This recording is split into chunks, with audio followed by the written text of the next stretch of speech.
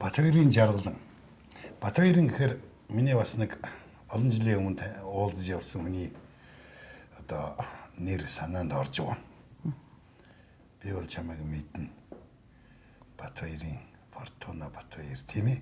Арчсан навын. Мөн гэдэг чинь аль нутгийн аялал. За мэдгүй нэ. Сая бол баналаараа тань арангаа хөшөө. Гүү хаа. Арангаахын гэж ярьдаг юм. Зөв.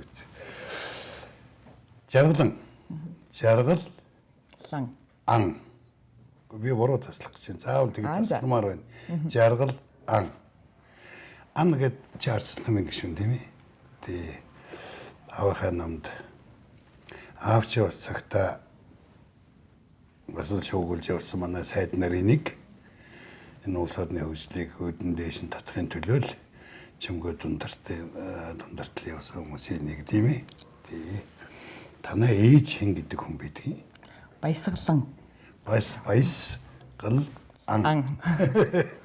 Яг би нэг хэлээд байгаа юм гэхээр хүмүүс ер нь танилцахтаа их дутуу танилцдаг.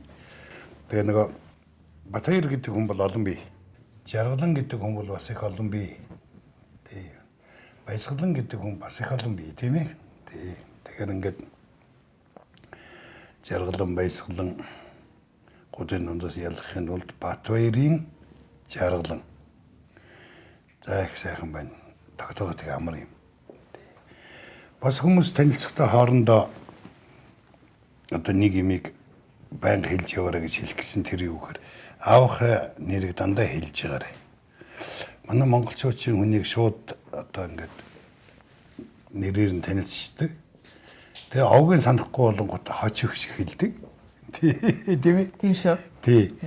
Энэ хос нэр хэлдэг нь хэзээ нэгэн цагт хэрэг болно. Чамд заа нэгэн цаг тэгээд чи тэр үед баярлалаа гэж хэлэх баг. Яг танаа үеийн гадаа олуула бүгд жилэн дээр ирсэн. Нохоо орой гэдэг үгдээрээ дуурчин л да. Нэг би юугаар зөвөрлөж байгаа гэхээр одоо Монголын энэ сайхан одоо түүхт улсад энэ их нэр их одоо баялагтай бас их аз жаргалтай хүмүүст энэ улс орныг аваад явах нэг хүн хэрэгтэй байна. Тэгээ та нар зүтгүүлэх цаг болсон байна. Би хүмүүстэй танилцахдаа Facebook нүүр хуудасаа нээж өгөөч. Тэрүүгээрс нь орж хүмүүс танилцсанаа цаашаа гэж гуйгаад байгаа. Тэгэхээр одоо Facebook-аар ороод өөрийн чинь тухай цааш нь ярилцаж болох уу?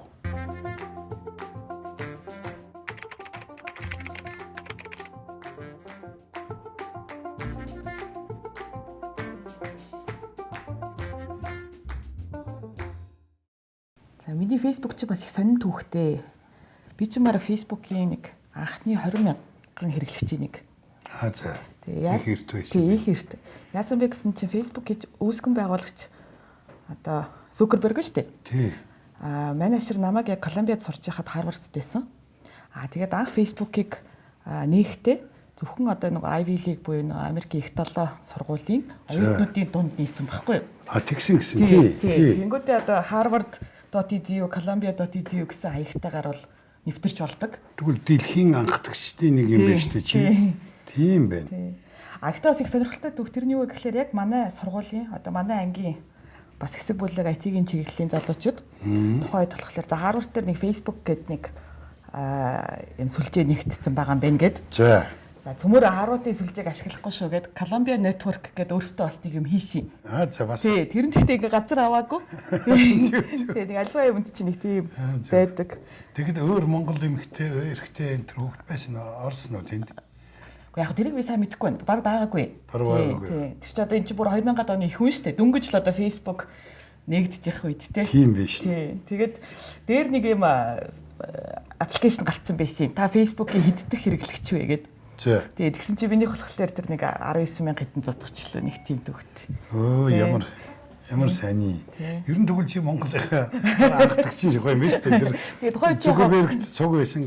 Чи тааралддаг байсан уу? Уу яг Zuckerberg ч болохоор Harvard-д байсан. Тэгээ яг би чинь Columbia-д, Нью-Йоркт Яг манай ангид бол бас нэлээд олон одоо сожим нэр алдар төрсэн хүүхдүүд зөндөө байсан. IT-ийн чиглэлээр ч гэсэндээ нэлээд олон хүүхд одоо оюутнууд суралцдаг байсан. Жишээлбэл тийм за ер нь бол одоо манай ангийнхан бол дилингтэй бол одоо Америкийн том хөрөнгө оруулалтын банкудад ажиллаж байгаа миний одоо татны найзууч гэх юм уу тий. Тийм үү. Яг нь Нью-Йорк ч болохоор тий одоо юу гэдгийг дэлхийн санхүүгийн төв тий. Тийм тэгээ Колумбиад би эдийн засгийн чиглэлээр бакалаврын зэрэг хамгаалсан.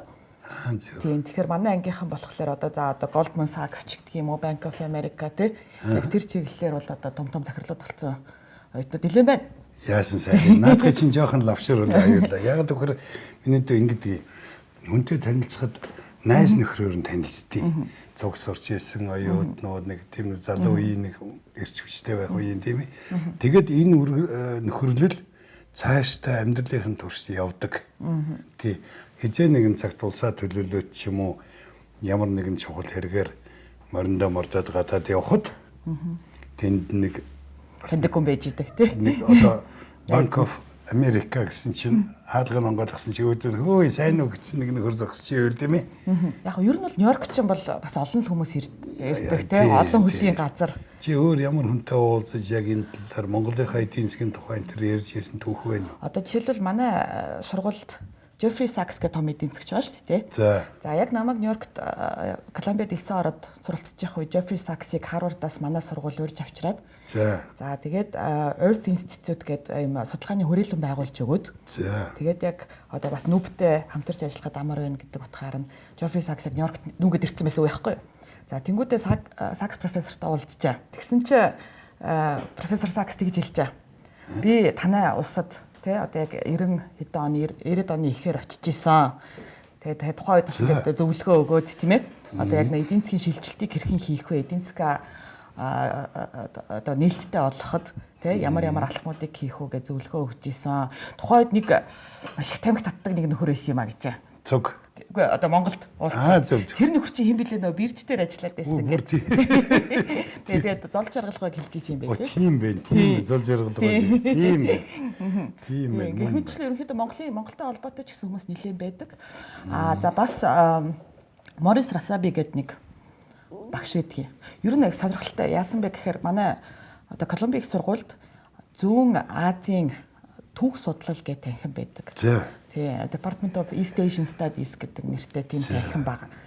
За тэр танхимд болохоор ямар улс орнуудын одоо түүхийн хичээл ордог вэ гэхлээр за мэдээж хэрэг одоо Хятадын түүхийн хичээл орж ийн, Японы түүхийн хичээл орж ийн.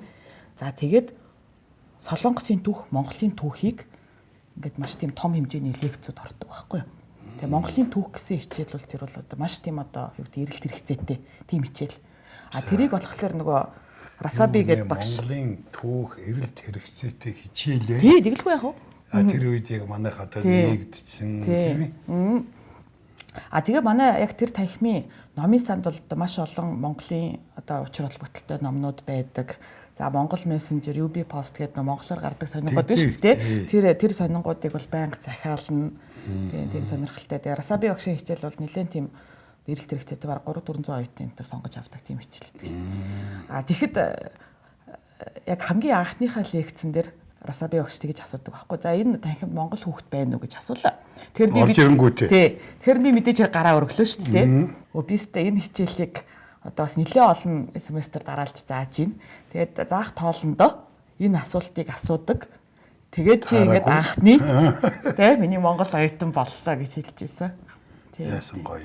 Би бол Монгол хүний хувьд мэдээж хэрэг яаж ямар чиглэлээр зааж ийн гэдгийг сонирхоод тэр хичээлийг сонгоно шүү дээ. Тэгсэн байна. Тийм байна. Эдийн засгийн талаар ярьж ирсэн юм манай.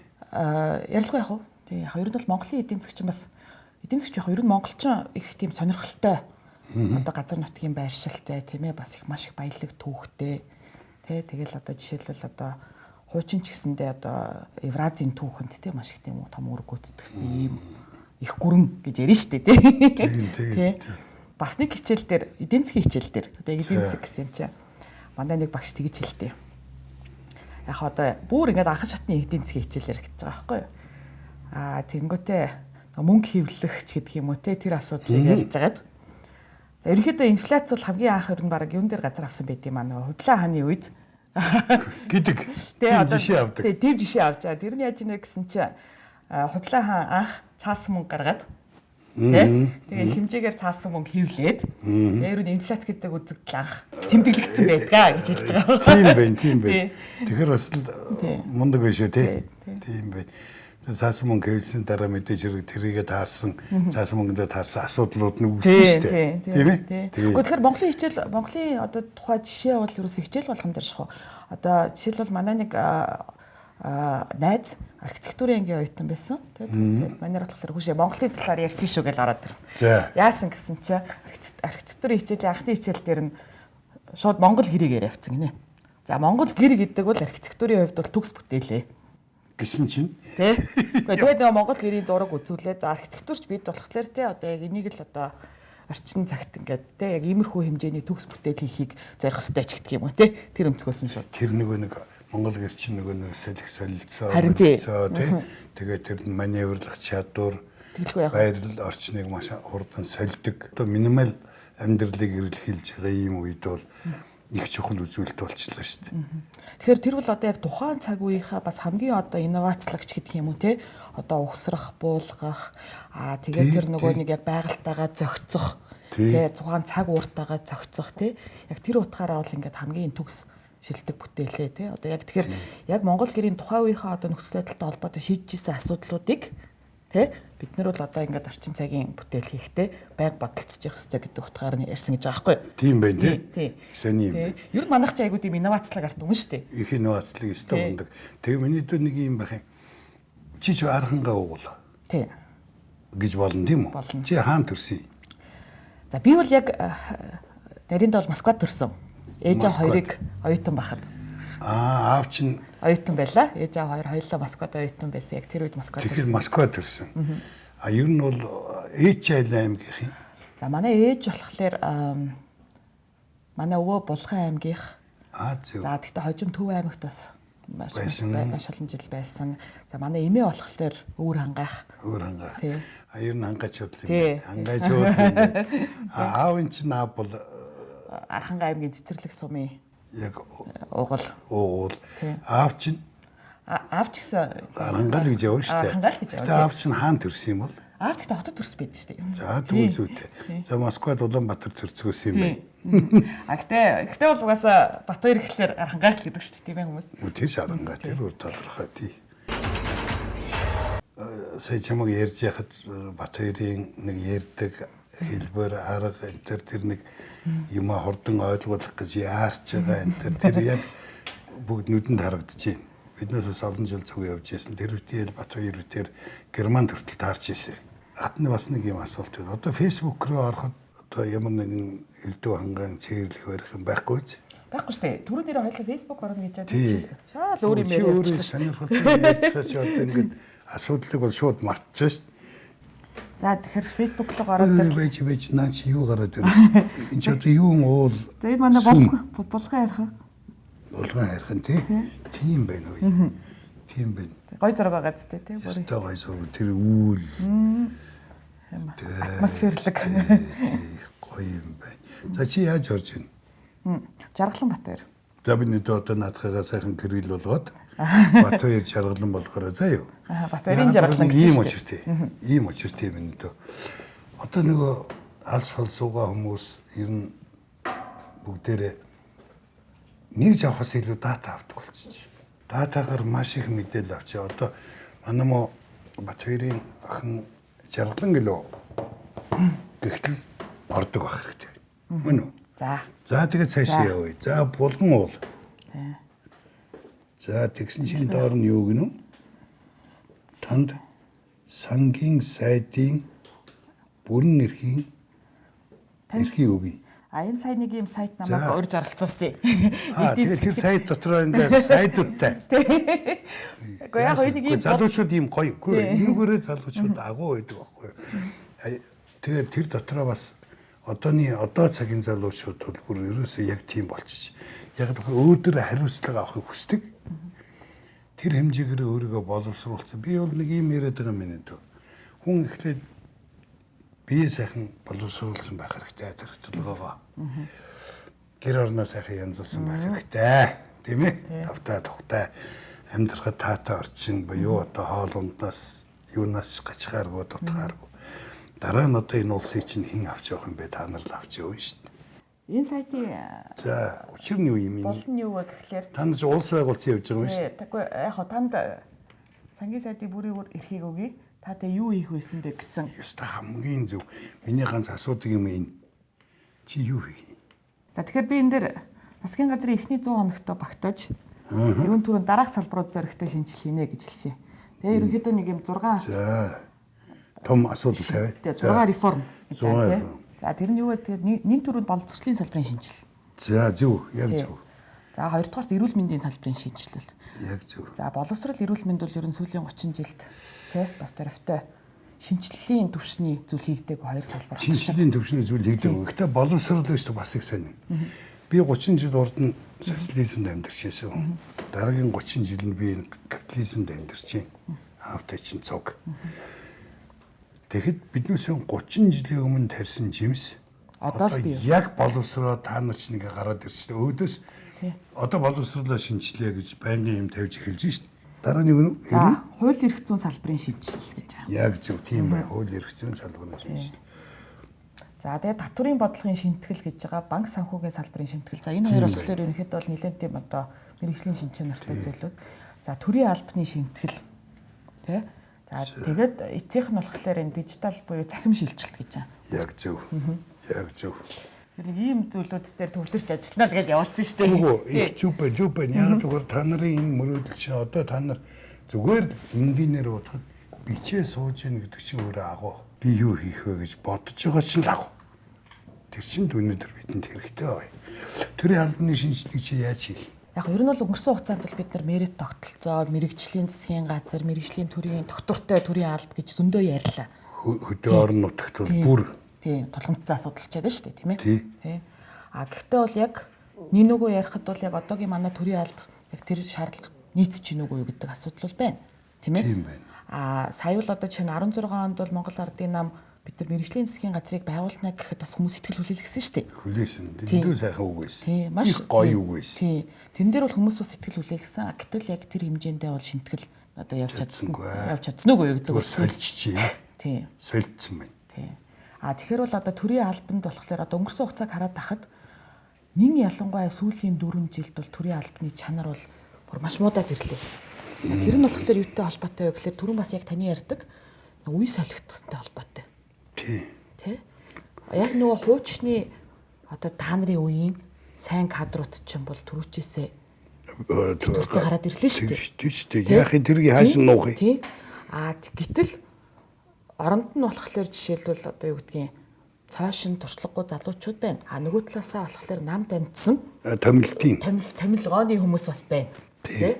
А тэгэхээр нөгөө төрийн албаны одоо ерөнхий нөгөө нэг одоо чанар бүр эрс муудаад ирж байгаа. Ялангуяа нөгөө нэг хуучин үе нь яваад өчглөж чинь. Хуучин чинь болохоор тэр томилгооны хүмүүс ер нь бол одоо байсаар л ирсэн. А гэхдээ яг цөм нь бол тийм ээ яг нэг хуучны сайхан улсууд бас байлаа шүү дээ. Тэ? Гэтэл тэр хүмүүс маань ингээд түрүүчсээд төгс гараад ирэхээр үсэ байхгүй болж ирж байна л. Тэгэхээр бол одоо бид нар тэр мерит зарчим тэр мэрэгжлийн гэдэг зүйлийг бүр яг жинхэнэ утгаар нь л одоо бидний үе хийж чадахгүй бол тий хийж чадахгүй байна л. Тэгээд одоо биднээс нэг мерит зарчимгээ хэлчихээр нь одоо ялангуяа хөдөөнийхэн тентэр жоохон хотоос сахтуу сайн ойлгохдохгүй байхгүй. Тэгээ яаж ойлгож юм нэг л өөр юм байна гэж бодоод байгаа. Яг хэрэг дээр юу вэ гэсэн чинь дөнгөж уржигдэрхэн нэг хэдэн залуучууд удамжинд явж ясна уулзъя мэгахаа гэд. Тэгээ биднээс төрийн албанд ажиллаж ирсэн юм а 7 залуу зогсож байгаа. 7 8 залууч. Бүгдээрээ халагдсан. Бид бол доод нь 8 жил энэ 12 жил төрийн албанд ажилласан. Тэгээ биднээс байнгын айцтай байна. Одоо 3 4 нь ажиллаж байгаа. Гэхдээ байнгын айцтай. Нэг өдөр нэг хүн ирээл солино. Тэгээд тэднээс тэгж та энэ шин зууны одоо шин тооллын гэдэг энэ юугаа та бидэнд зориулж хийгээч. Бид хинбэ гэдгийг хэлмээр байна. Бид хэдчнээн жил энэ албаны чинь төлөө нэг ийм сэдвийн дор зүтгэсэн. Тэгэхэд ердөө нэг өдөр л нэг томилгооны өмнө оронд л яваад өгч шээ. Тэр бас гашуун үнэн байхгүй юу. За тэгээд цааш нь яаж шинжлэх юм? Өшөө харъя. Банк санхүүгийн салбарын шинжилэлээр би чамайг ингэж бодож байна. За чи хөдөө нутаг маань яах юм? Ер нь бол манай Монголын эдийн засаг нийгэм тийм ээ маш одоо Монголын одоо уламжлалын яг тэр одоо үнд цөлийг тээж явж байгаа хүмүүс ч манай малчид шүү дээ тийм ээ. Тэгээ манай нүүдлийн мал аж ахуй шиг гайхамшиг бол одоо бас ховор. Гэлээ гэхдээ бид нар бас цаг үетэйгээ хөл нийлүүлэх хэрэгтэй. Тийм ээ. Тэгэхээр бол өнгөрсөн 30 жилийн хугацаанд бол манай малчтын амьдрал зарим талаар бол эрс өөрчлөгдсөн. Тэ? Одоо та хэллээ шүү дээ хүмүүс дата бодолтож аваад байна. Хайр зүгээр шал өөр. Тэгсэн чинь өчигдөр бид нар бас нэг нутгаас хүмүүс ирээд ярилцаа сууж тэгж ярьж байна. За хууч нөгөө хоньны ээлжинд явах ч тэ явах дурггүй байж гинэ залуучууд. Тэ? Айл болох зогтаачих гал. Тий. Тэгсэн чи одоо болооцолтдог болчихгин. Тий. Яасан гэхээр сайхан нэг өдөө хойноо тууж яваал тэ нэг арай сүлжээ сайн барьдаг гарцаар очиод. Тэгээд нөгөө тэ уцаа үзэх гээд тахгүй юу? Тийм. Тэгэхээр тэнцээч юм бол ингээд мэдээлэл бол шал өөр болсон байгаа. Тийм бай. Тийм мэдээлэл шал өөр болсон. За хэрэглээ шал өөр болсон. Анх апитер хангаад 2000 онд очтгийн. Тий яг одоо юм нөгөө улс төрийн шугамар.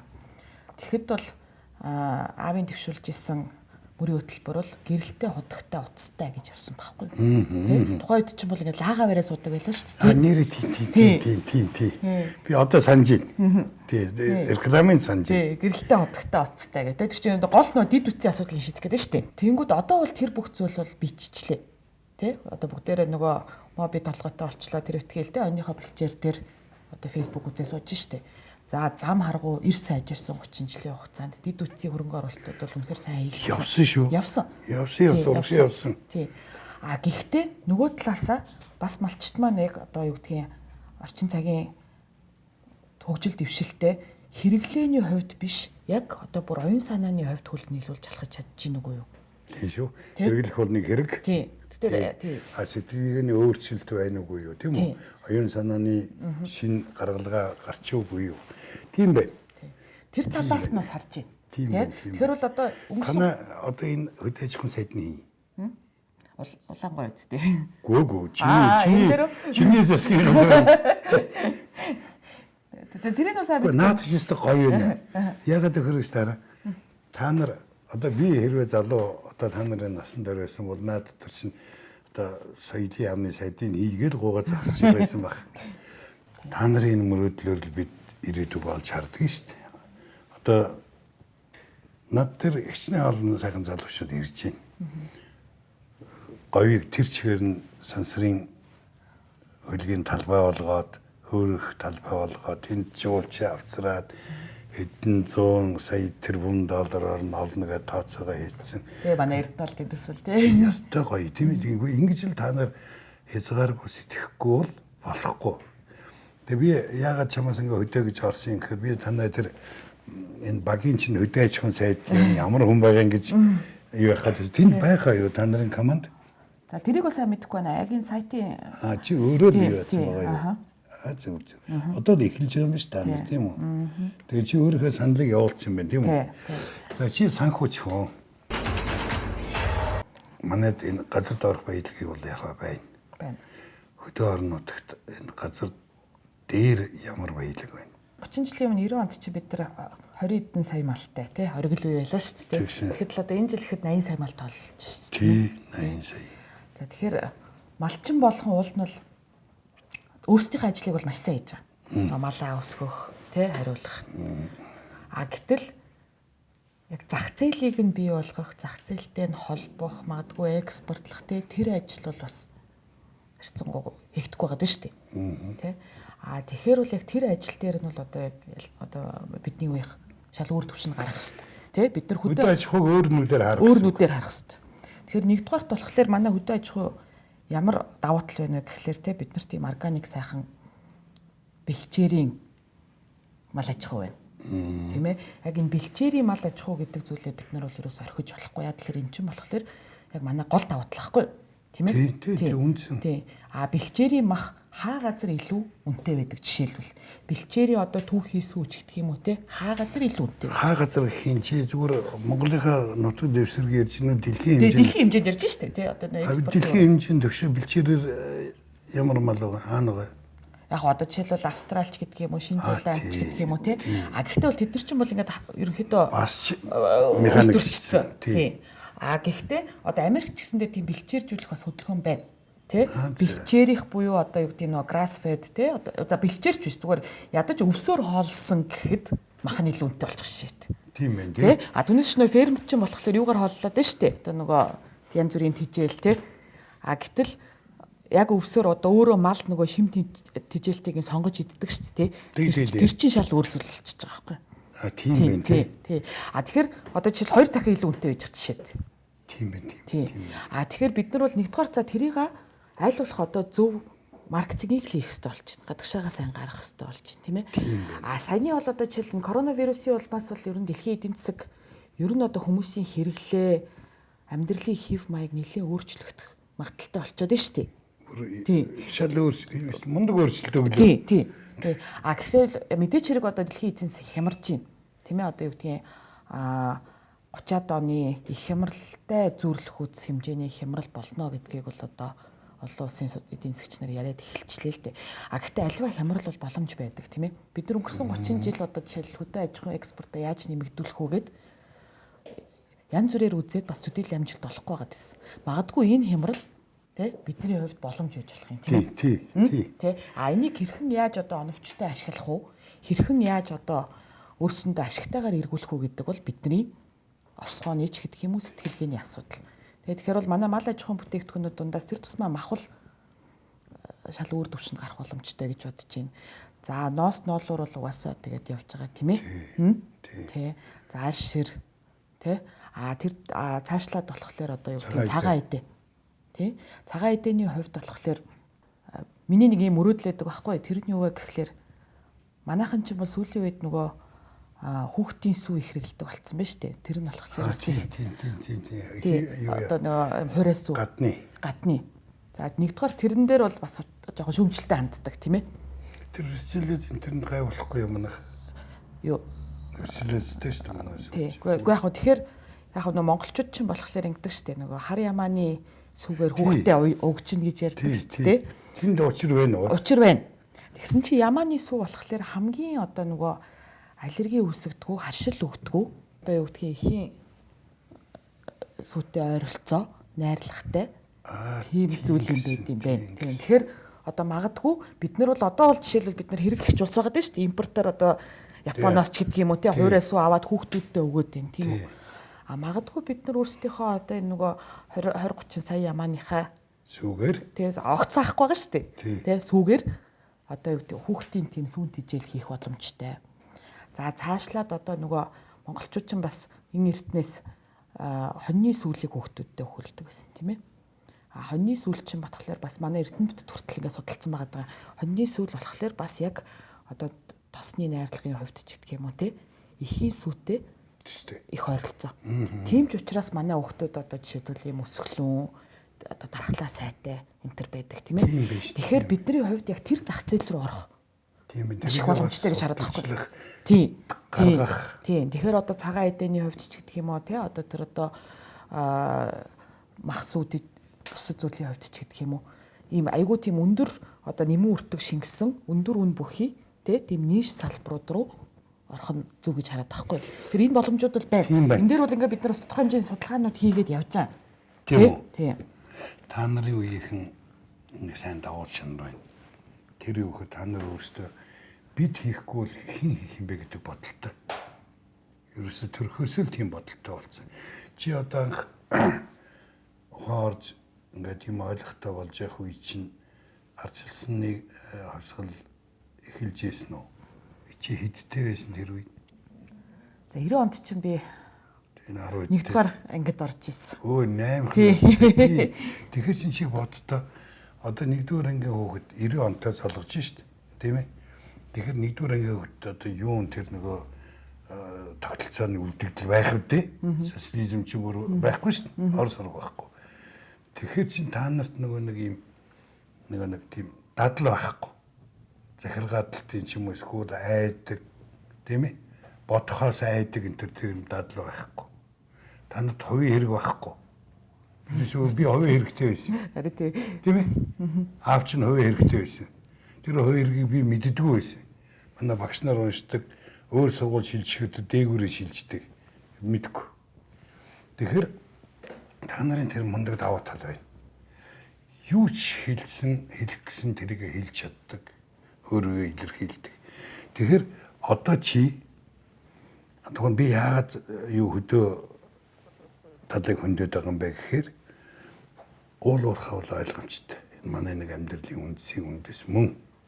Одоо ерөнхийдөө сайн явчлаа шүү дээ. Хөдөө аж ахуй. За уул уурхай хөдөө аж ахуй. Тэгээд соёл уламжлал тэр талаар юу гэж боддгоо. Соёлын бүтээгдэхүүн. Би сургуулаа төгсөж ирээд тэгээд уран зургийн галерей нээсэн байт. Байдин гэдэг. Юу нэг байцаалтанд явдаг нөхөр шиг байдин. За. Тэгэхээр яг нөө өнгөрсөн цагт ярьж байгаа учраас тэгэхээр сургуулаа төгсөж ирээд уран зургийн галерей нээгээд тэгээд яасан бэ гэхээр яг Нью-Йорктоос ирж байгаа шүү дээ нүүж ирж байгаа. Би Нью-Йоркт 5 жил амьдарчаад ирсэн. Тэгээд Нью-Йорк бол бас дэлхийн дүрслэх урлагийн түүхч гэдэг одоо юм голомт гэдэг юм уу тий бас нэлээд тийм одоо тэр чиглэлийн төвчг. За тэгсэн чинь Монголд ирээд мэргэжлээс дэс сондоо салбар руу ороод уран зургийн галерей нээгээд тэгээд 7 жилийн туршид уран бүтээлчтэй ажилласан. Хамтарч ажилласан. За. Тэгэхээр бид нар бол юунд зорж исэн бэ гэхээр Монголын энэ урлаг бол манай бүтээлч үйлдвэрлэл гэдэг одоо бас тийм шүү дээ том хэсэг томьёо үүссэн байна шүү дээ. Тэгсэн байна. Бас манай экспортын айгүй чухал маш чухал тийм одоо бүрэлдэхүүн хэсэг болох боломжтой. Тий. гэж одоо хоорондоо ярилцаа тий одоо юу гэдэг татвараа төлөөл бусд нь шууд эзэндээ очдог. Тий. Тэгээд нөгөө бидний бас нөгөө потенциал байна шүү дээ тийм ээ. Тэгэхээр Монголын одоо жишээл дүрслэх урлагч гэх юм уу ер нь Монголын альва юм соёл урлаг юм дэлхийд юм шин байх маш их боломжтой байхгүй. Дэлхийн нийтээр нэг юм шин юмны бас нэг хүсэл болчиход байна шүү дээ. Тийм ээ. Нэг юм цоо шин одоо юу гэдгийг харагдац цоо шин сонсож байгаа зүйл тий цоо шин химнэл тий. Тэгэхээр бол бидний одоо соёл бол тэр шин зүйлийг бол өгөх боломжтой байхгүй. Тийм байна. Наазах нь одоо манай хүү хамтлаг сая хичнээн ямар мундаг явж байна тий. Тинчээч нэг шин химнэл хүмүүс сонсоод байна шүү дээ. Хэдийгээр нөгөө рок төр метал агуулмж байгаа ч гэсэн тий цаана нөгөө нэг Монголын нөгөө хөөми тий нөгөө морин одоо хөргөөн тий одоо яг тэр химнэл чинь бол байгаад байгаа учраас хүмүүс бүр ингээд ангааж хүлээж авч байгаа тий. Манай дүрслэх урлагч гэсэн яг тэр байдаг байхгүй. Яг нөгөө нүүдлийн одоо соёл иргэншил тий одоо манай хадны сүг зургаас улбаатай тий манай одоо ийм орчин үеийн уран бүтээлчд бол ингээд шал ондоо юм хийгээд бүр цоо шин юм урсгал бий болох боломжтой төвшөнд ажиллаж байгаа байхгүй. Тэр чи одоо манай хөдөө нутгаар дүүрэн байгаа шүү. Тий. Харин тий. Дүүрэн байгаа шүү. Зүгээр л нэг одоо хатгамал хатгаж байгаа эмэгтэй ихтэл тэр хатгамал нь гайхалтай мундаг уран бүтээл болж яваарч. Тий. Тэглгүй яах вэ? Одоо жишээл Германы нэг Жозеф Бойс гэдэг нэг одоо орчин цагийн одоо дүрслэх урлагийн бас нэлээд том төлөв 20 дугаар зууны тийм том төлөвлөлт. Бойсийн хувьд болохоор эсгийн уран бүтээлтэй нэлээд ашиглаж эхлээ. Тэр нь болохоор баруун тус тий айгу шин соргоор хүлээж авч штеп. Тэр нөхрөө. Тий. Манай эсгийг маркаар. Тий. Одоо яг нөгөө нүүдэлчдийг эсгийг яаж боловсруулдаг гэсэн тий тэрнээс санаа аваад тий. Тийм. Гэтэл бид нар бол тэр зэргийг бол ингээд шал өөр төвшөнд хийж байгаа байхгүй. Тэгээд тэнцээ болохоор ганц элемент дээр тулгуурлаад тэгээд нэг бүтээл хийхэд тэгээд хүмүүсийн одоо ингээд бүр юу сэртгэж штэ. Тэгэхээр бол манай дүрслэх урлагийнхан бол маш мундаг бид нар 7 жил бас тэгж хамтарч ажилласан. Маш олон үзэсгэлэнгүүд гаргасан. Тэгээд одоо манай галерей дээр ажиллаж исэн зураач нар маань жишээлбэл одоо Венецийн биенал гэдэг те одоо дэлхийн дүрслэх урлагийн олимп тэнд бүтээлээ ямар бүтээл таглуулад явж байна. Манай одоо Тогмид ширээ инх болт гэдэг уран бүтээл залуу байгаа. Инх болт маань болохоор зөвхөн одоо юу гэдгийг одоо тос цотон биш.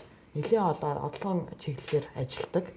За ийм перформанс арт буюу одоо нөгөө үйл хөдлөлийн урлаг тий видео тэгэл ерөнхийдөө бол ийм холимог маш олон тийм зүйлүүд хийсэн. Тэгээд тэр Венецийн биеналд оролцохдоо инх болт ийм жижигхэн гэр хийгээд Тэ гэхдээ одоо яхаа Монгол гэрээг ингээд нэлээ одоо масштабыг бууруулад юм жижигхэн гэр хийгээд нөгөө гэрээ үүрээд тэ тэгээд ийм нэг юм одоо Венец хотоор ингээд зүгээр өөрөө ингээд нүүдлэх маягаар явах нэг тийм сонирхолтой ажил хийсэн байхгүй. Тэгээд за тэр бол Венецд бол од болсон. За ингээд чи бас их сонирхолтой байна надад. Юу сонирхолтой байсан бэ гэхээр чи бүр одоо дүрслэх урлагийн хамгийн сүүлчийн үеийн урсгалуудын тухай ярьж байна. Сүүлийн үеийн бүр contemporary art ярьж байна. Тийм бааз? Тэгэл байх. Тий. Тэгэхээр би чамаар бахарч чинь Аранга охин одоо Аранга угуул тэгээд ийм дэлхийн хэмжээний тэгээд хамгийн орчин үеийн энэ хөгжим дуу урлагийн бүтээлүүдийн талаар ярьж эхэлнэ гэдэг сайхан байна. Тэгэхээр хоёулаа нөгөө нэг кофе чанж өгдөг. Тэгээ би чамд өөрийнхөө хийсэн нэг инсталляц байгаа. Тэр инсталляцийг үзүүлнэ. За би бол өөрөө зураач хүн. Кино урлагийн дээд сургууль багшийн дээдийн зургийн ангид төгссөн. Нэр нь хөглөлийн киноны найруулагч бас хүн сайхны киноны найруулагч. Хажи бүтээлүүдийг мэдлэг. Тий. Тэгэхээр миний хийсэн тэр Дэживу гэж кино байгаа. Тэрэн дээр манай contemporary art-ийн гайхалтай бүтээлүүд байгаа. Би тэр кино болгож ойлгосон зохиомжлоод. Тэгээ байгалийн түүхийн музейг яагаад ингээ ингэр дээр зүүчээ яваад байгаа юм. 19 он ч гэх шиг. За өнгөрсөн намар бидний хэсэг залуучууд сэтгэлийн дуудлагаар гэхүү. Байгалийн түүхийн музейн барилгыг нураах болсонтой холбоотойгоор яг тэр барилгын гадаа уулзаад тий энэ барилгыг бити нураагаач ээ. Улаанбаатар хотын унган дүр төрхийг тийм ээ яг энэ бидний дурсамжтай холбоотой тэгээ энэ хот төлөвлөлтийн бас юм ууган барилгыг бити нураагаач гэсэн байдлаар тэмцэж эхэлсэн. За тэгээд бол 2-3 сар бол энэ тэмцэл өрнөсөн. Харамсалтай байгалийн түүхийн музейг нураасан. Гэхдээ бол манай бас нэг одоо зураач залуу яг тэр байгалийн түүхийн музейн нөгөө нураасан барилгын одоо дүрсээр ийм нүүр нь үлдсэн байгаа тэр үеийн фотог аваад тэгээд ийм дээр нь нэмж бичиж бариад тийм ээ. Тэгэхээр байгалийн түүхийн музейн хичнээн үзмөртэй гинэ 12,000 ширхэг үзмөртэй ийм музей. Гэхдээ яг үзмөр нь бол байгаад байх л да. Нэг харамсалтай юм би сонссон юм а. Тэр хинж сольсон 90-30 төвн хиймэл болсон байна гэж. Өөрөө юм бол. Энэ музей чинь бас сүүлийн хэдэн жил ажиллаагүй шүү дээ. Тэ? Ажиллуулаагүй тий. Тэрнээсээс ажиллаагүй дээ биш. Бид нар болохоор яг тэр данс тооцоотой танилцъя, үзмрүүдийг нь бас шалгая гэсэн шаардлага гургуулсан боловч харамсалтай хүлээж аваагүй. Тийм. Тэгээ одоо тэгээд шинээр барина гэж байгаа яг одоо ингээд шинээр бариад тэгээд яг тэр бүх зүйлүүдэд эргээд бас нийт төлөвлөмөр шүү дээ тийм ээ. Энэ бол одоо бас манай бүтээлч үйлдвэрлэл гэж дөрөв 50 дээр ярьсан зүйл. Юмдаа хүн их харамч байдий. Хайртай юмд. Би наадмын музейч хайртай. Тэгсэн чинь энийг нурааж байгаа би очисон. Бас тэр гадаа очив би нэг залуу хүүхэд зураг зурах гээд мольбер тавьчихсан. Яхаа мэдхгүй байх нахан жоохон зураад өгийгээд тэгээд нэг юм балкатны ард талд би харандаагаар зургийг зурж өгсөн. Яг хажуу талаас нь ингэж шишүү аваад арслантай юм хэсгийг. Тэр модод нь хавар ичтэй. Тэ. Энийг үлдээчихсэн гэж явсан хүмүүс байна. Зүгээр би нэг юм дээр харамссан нураадсан байхад ингээ харахад төпөнүүд нь цоо шинээр байна л. Тийм шүү дээ. Хамгийн аимшигтай би бас шинээрээ одоо ядарсан хуучин юм болоо та гэсэн чинь дотроос нь гарч ирсэн төпөн цоо шинээрээ нуруу моднууд нь цоо шинээрээ тэгээ би илжирсэн гэж хэлээдсэн шүү дээ. Энэ энэ гадна талын ерөнж аргагүй л дээ дээлийн ураа хаяхад бол хүн бол муухай харагдана шүү дээ. Шинэ дээлийн өмсчгөөрөө сайхан л харагдана шүү дээ. Гэхдээ энэ музейн асуудал бол яг миний бодлоор бол манай нийгэмд байгаад байгаа нэг уламж шинжилгээний асуудлыг бол бас яг харуулсан гэж харж байна. Хүндж тавьж байгаа. Тэгэхээр бол яаж ийм вэ гэхээр бид нар өмнөх зүйлээ хадгалж үлдээ дээр нь одоо ингээд давхарламаар байна шүү дээ. Тэ? Одоо ингээд урагшламаар байна тийм ээ. Нэгийг нь ортоос үгүй ичээ шинээр барих биш. Тийм ээ. Ингээд прогресс баймаар байна. Хоёулаа кофе ууя. За. Тэхүү. За тэгэхээр эртээр цагаас уран зургийн галерей хийж уран бүтээлчдийн бүтээлийг сурталчилж дээр нь бас худалдаж хөрөнгө оруулалт хийж явсан юм байна. Тэгээ би чамд өөрийнхөө бас нэг хүн бүхэн өөрийн гэсэн ачаатай явдаг шүү дээ. Ер нь бол чамдантай тэр зүс мань нүүдэлчин хүмүүс бол дандаа өөрийн хөрөнгөтэй өөрийн авдартай ээжийн бор авдар гэж нэг цул контемпорари урлаг байгаа ч тийм. Тий, манай эвэгийн бор авдар би. Тэрэн дотор нь янз бүрийн юм байдаг тийм ээ. Тий. Тэг их замбраатай. Тий. Би лав чихэр нуусан чихрийг олох гээд олдог л байсан. Тэгэд энэ би өөртөө хийсэн энэ авч явдаг чамдаа юм байгаа юм. Гадагшаа явахдаа бас хувцас хийгээд аваа явчихдаг. Тэгэд энэ дээр бол яг миний энэ театрын уран бүтээлүүд байна. Абсурд театрын уран бүтээлүүд гэсэн үг. За энэ миний нэг бас их хүндэтгдэг зураач энэ тэр мундаг сайхан уран зураг байна. За манай гэрүүлийнхэн тэгээ энд нэг мундаг хөөрх юм байгаа энэ.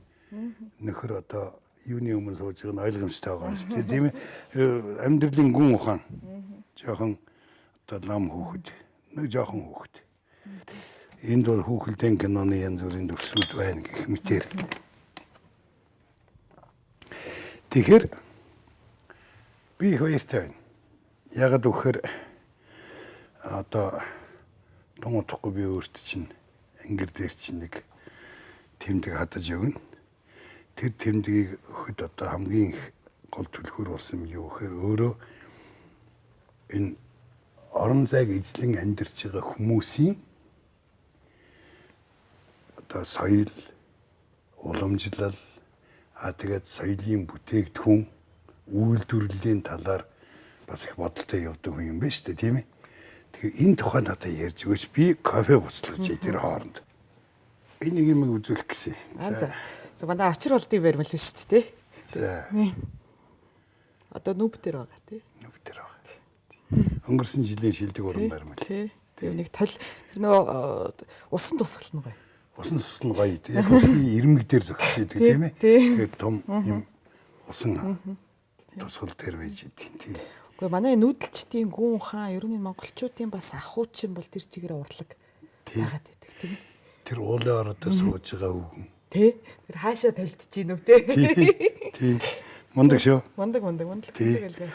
Тэгэхээр яг энэ урлаг уран бүтээлийн талаар нүүдэлчдийн соёл иргэншлийн талаар энийг яаж одоо бүтээгдэхүүн болгож яаж гаргах уу? Тэгээд нөгөө малчтын өөрсдийнх нь хийдэг өдөр тутам хийдэг ажил байна шүү дээ. Тэрнээс гарч байгаа бүтээгдэхүүнүүдийг яаж дэлхийн нийтэд тараах уу? Ер нь нүүдэлчин ах уу манай малчтын уламжлалт амьдрал чинь бол тэр чигтээ ингээд өөрөө бүтээлч үйлдвэрлэхгүй тийм ээ.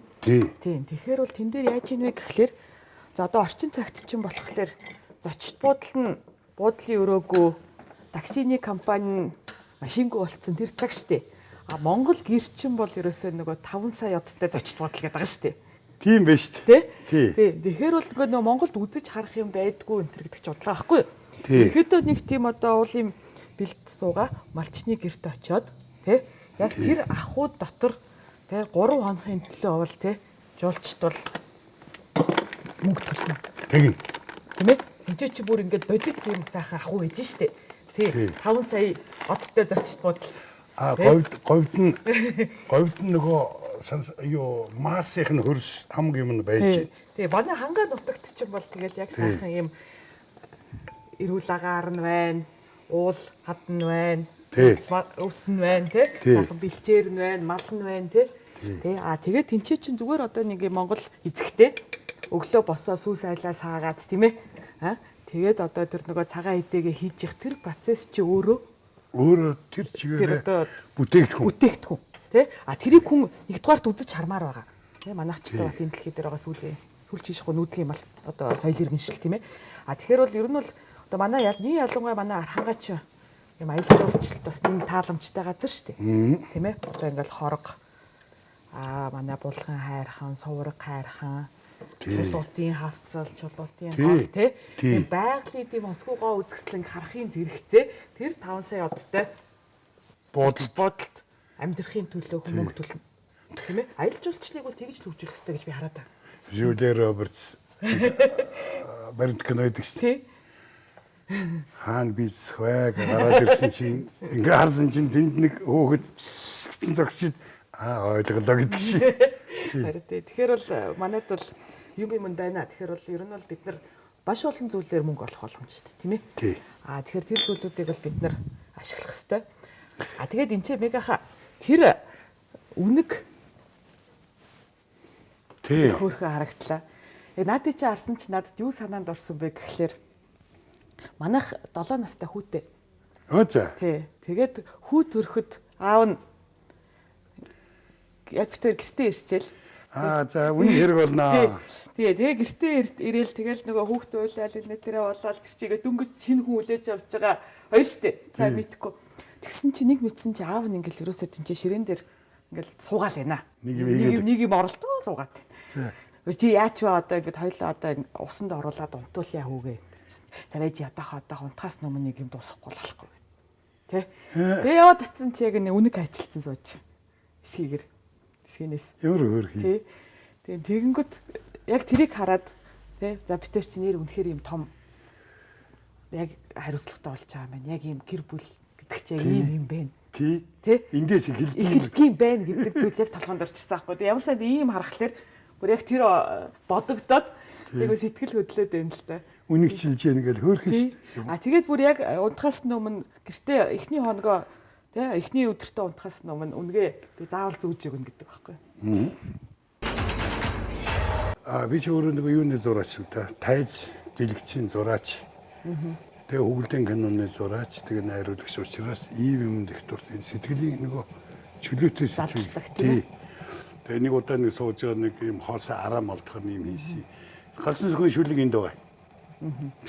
Дөнгөж эхлэнгүүтээ үхдэггүй, үржидэггүй сайхан хүрээ чи хэмээн бурхныг загнаад эцэст нь чиний хэлсэн бүхний чинь бурхангаа бид бүгдийг биелүүлдэг. Чамд хэлэх нэг зөвлөгөө байна гэж. Бурхан зөвлөгөө гэж. Тий. Тэгээ постмодернизмын манай уран бүтээлч бол бурханд л зөвлөгөө өгнө шүү дээ. Тий, бурханд л зөвлөгөө. Тэгээд энэ Жакермак тэгээ энд нэг мундаг нөхөр зогсож байгааж. Тэгээ тэр их эцгийн тэр хөөлмөл тэр байж байгаа нэм нэг хүчирхийллийн элемент байгаад байгаач. Тий. Гэх мэтэр. Тэгээ би бас нэг тэмдэглэж яасан юм аа өгөөш мөнгө хоригдлог гэдэг энэ хүчирхийлэл бол үзүүштэй давтчихгүй юм байдаг. Хүчирхийлэл бол тэгээд ер нь кино уран бүтээл давтчихгүй дүр гарах хэрэгтэй. Гэтэл манай хөдөөд айл бүхэн давтчихгүй дүр. Чи яаж тэр хөдөөний тэр сайхан одоо үйлдвэрлэгчдийг соёлын тэрийг яаж чи гаргая гэж болж чинь дэлхийд. Чи уран зургийг бол гаргаж, уран зураачдыг бол гаргаж шít. Түрүү ойлоо ярьсан шүү дээ тийм ээ манай малчид бол тэгээд яг ингээд юм гоё цогцоороо тэр гоё ахуудаа яг тэр органик дэлхийн өсөж байгаа ямыг хийгээд аж төрж байгаа бас удаа гэж.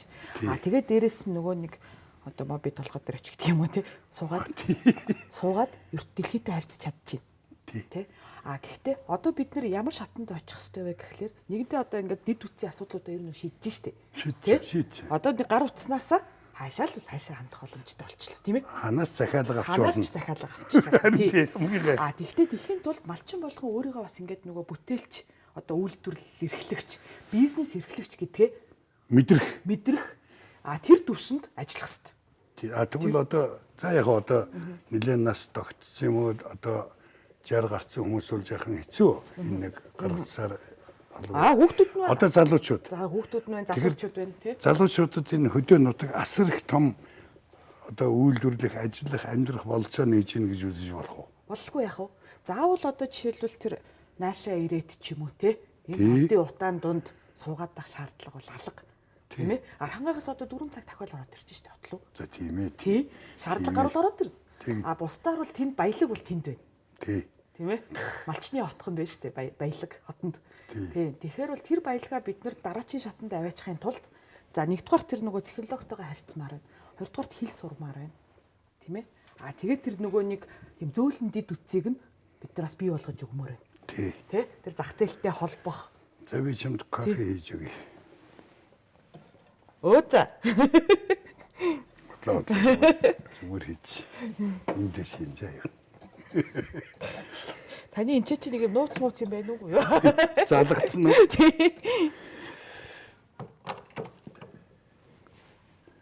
За их зөв, наадах чи их зөв шүү. Одоо нэгэн тийм харилцаа холбоо юм болцсон. Тийм ээ? Одоо би гэрийнхээ одоо хийсэн одоо нэг казакуудын тэр хевсийг гадных маш их худалдаж авдсан шүү дээ. Тий. Тэгэхээр тэндээс шууд залгаал зургийг аваад Тий. илгээгээл тэгээ намаа хийлээ шүү дээ. Энэ коронавирус биднээсийг маш мундаг энэ коммуникацийн ертөнц рүү чирч орлоо шүү дээ. Харин тий. Шинэ коммуникацийн ертөнц рүү. Тийм үү? Тэгэхээр энэ бол бас альва нэг юу юм муу юм. Альва бас юм сайн бол тал. боломжийг дагуулдаг гэж Боломжийг хэлээд байгаа шүү дагуулдаг. дээ. За баярлалаа. За кофе уу. Цай юу сахар махар хийсэнгүй шүү дээ. Тэгэхээр харин бид нэр яг тэр хөдөөхөр байгаа малчны хотонд байгаа тэр баялгаа тийм ээ. Яг үн цэнтэй болгохын тулд тэр зөөлөн дэд үтцэд маш их анхаарах хэрэгтэй. Тийм байна. Хадуу дэд үтцийг бол бид нар өнгөрсөн 30 жилд бол бас чамгүй хийлээ. Тийм. Тэ? А зөөлөн дэд үтц гэдэг нь юу вэ гэхээр түрүүн таны ярьдаг тэр одоо захиалга авах хуудас тийм ээ. Тэр худалдагч худалдаа авахчийг холбох тэр гүүр. А за тэр нөгөө малчинд очих одоо тэр нөгөө залууд очих сургалт. Тийм ээ. Яаж тэр одоо зах зээлтэй холбогдох уу? Тэ? Англи хэлний сургалтууд тэ? Тэгэхээр нэг тиймэрхүү байдлаар одоо энэ зөөлөн дэд үтцтэй бол маш их анхаарах хэрэгтэй гэж хараад байна. Энэ одоо бол манай залуучууд бол энэ холбоо хэлхээ барих энэ сургалт авахыг бол ер нь бол гэрээсээ л Залсын зайнаас шүү дээ. Бүх зүйл залсын зайнаас тий. Тэгээ ийм болцсон үед бол одоо эзэн хичээвэл За яач шүү дээ. заяа хичээ тий. А би чамд ингэсэн би чамайг нэг энэ тэмдгээрээ энэ шагнал биш. Тий. Энэ бол маш их итгэл. Та нар л энэ улс орныг авч явна. 20-аас 30 он буюу одоо шинэ тоол эхэлжлээ шүү дээ хулган жил. Тэгэхээр 12 жил, ойрын 12 жил та нар л зүтгүүлнэ. Тэрний дараа дахиад та нарын шинжлэхдэх үе ирж магадгүй. Тэгэхээр та нарын цаг болцсон гадаа би морин гадаа жилэн дээр баахан залуучууд ирээ буучлаа гэсэн шүү дээ. Энэ 20 он чи тийм онцлогтой юм. Тэгээ та нар бүгдээрээ энэ гэр орноо сайхан тохинуулж авч яваарай. Чи бол бие боловсруулсан, оюун ухаанаа чигцтэй болгоцсон. Дээр нь гэрээ сайхан тогтчулсан. Та нар хувийн бизнестэй юм. Байна. Байна тийм ээ. Энэ улсын мөнгнөөс, нийтийн мөнгнөөс нэг төгрөг хэрэггүй. Хэрэггүй. Тийм. За энд бол би бүрийн итгэлтэй. Одооны хүмүүс бүгд тийм болсон. Залуучууд маань тэр авилгал хийж үзий ядчих. Зүгээр л үзий ядчих. Тийм ээ. Тэгээ ийм үе ирж байгаад их баяртай байгаа. Нөгөө талаар улс орноо хөгжүүлэхэд өөрийн бас бодолтой болцсон. Би түрүү их олзуурхсан чиний нэг сайд болцсон. Та сайд болоод яах вэ? Бүр гайхамшигтай. Хүн бүхэн, залуучууд бүхэн заавал би тийм сайдыг хийвэл би юу хийх вэ гэж боддог л баймаар байна. Тэгэхээр өөрийн философитой, өөрийн зорилготой болцсны төлөө энийг одоо ингэж чин зүүж өгнө. Тэгснэ миний дөө энэ нэг л хатуутай дээ. Юм хийж бүтээхгүй бол Харин буцаагаад хураагаад авчин. их том ачаа гэх юм уу? Хариуцлага. Хариуцлага. Тийм. Итгэл хамгийн сүүлд бөхдөг. Тий. Эвэнтөө одоо улс орноо сайхан авч яваарай. Эмэгтэй хүн чи бас нэг тийм гадаа гарч гэрт орж эм болж явдаг. Тийм ээ? А эр хүн бол ерөөсөө эр хүн байсаар л байдаг тийм ээ. Тий. Ингээд улс орноо сайхан авч яваарай минийд. Баярлалаа. Маш их итгэж байгаа шүү. Галсан сөххийн зургийг хараад бодсон л да.